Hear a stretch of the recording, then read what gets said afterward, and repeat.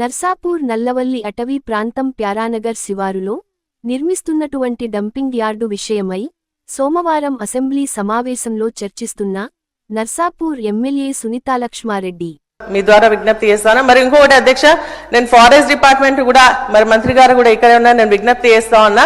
వాళ్ళు అనేది ఏంటంటే 152 ఎకరాలు గ్యాప్ ల్యాండ్ అంటున్నారు అధ్యక్ష. అంటే ఫారెస్ట్ కి అదేవిధంగా రెవెన్యూకి సంబంధించి గ్యాప్ ల్యాండ్ ఉంది.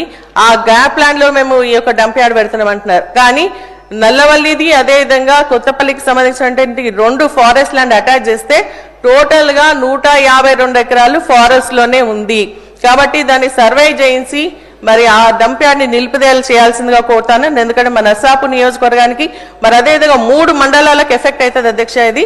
కాబట్టి ఇమీడియట్ గా కోర్టు అయితే ఇప్పుడు స్టే ఇచ్చింది. కానీ మళ్ళీ తర్వాత కూడా ఆ ఒక డంప్ యార్డ్ పనులను ఇమీడియట్ గా ఆపేయాలని చెప్పేసి దాన్ని క్యాన్సిల్ చేయాల్సిందిగా మీ ద్వారా మంత్రిని ప్రభుత్వానికి కోరుతాను అధ్యక్ష. Thank you.